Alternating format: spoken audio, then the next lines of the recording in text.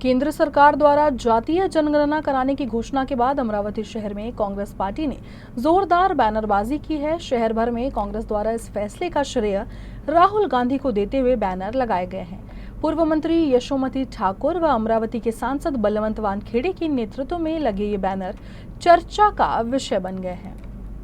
केंद्र सरकार द्वारा देश में जातिगत जनगणना के निर्णय लिए जाने के बाद से देश में श्रेयवाद शुरू हो गया है। इस बीच अमरावती में भी कांग्रेस नेताओं ने मोदी सरकार के इस फैसले का श्रेय कांग्रेस पार्टी और राहुल गांधी को देते हुए बैनर लगाए हैं।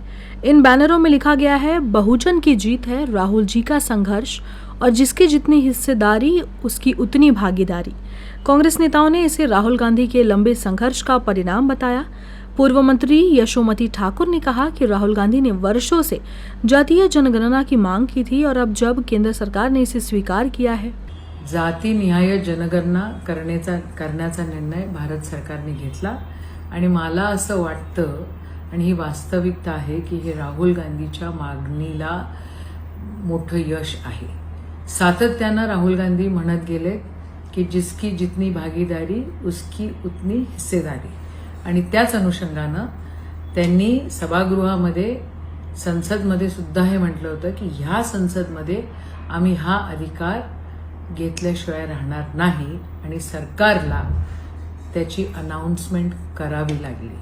पण पुन्हा एकदा राहुल गांधीजी म्हटले की ते कधीपासून सुरू होणार आहे, कधी त्याचं इम्प्लिमेंटेशन होणार आहे, त्याच्याकडे लक्ष देण्याची गरज आहे। सरकारच्या या निर्णयाचं आम्ही स्वागत करतो आणि सन्मान्य राहुल गांधीच्या संघर्षाला यश मिळालं म्हणून त्यांना खूप खूप अभिनंदन करतो। सांसद बलवंत वानखेड़े ने भी यही बात दोहराते हुए कहा कि जातीय जनगणना से समाज को न्याय मिलेगा। देशाचे प्रधानमंत्री यांनी नुकतीच जातीय जनगणना होईल अशी घोषणा केली।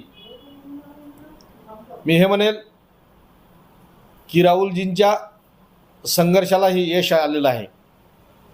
मग सभागृहात असेल किंवा सभागृहाच्या बाहेर असेल, त्यांनी सातत्यानं जेवढी ज्याची आबादी तेवढी त्याची हिस्सेदारी या पद्धतीनं घोषणा करून मागणी केली होती आणि काँग्रेससुद्धा त्यासाठी कटिबद्ध होती। म्हणून हे काँग्रेस आणि राहुलजी यांचं यश आहे।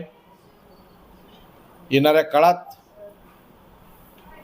त्याची लगेच अंमलबजावणी व्हावी एवढीच अपेक्षा व्यक्त करतो।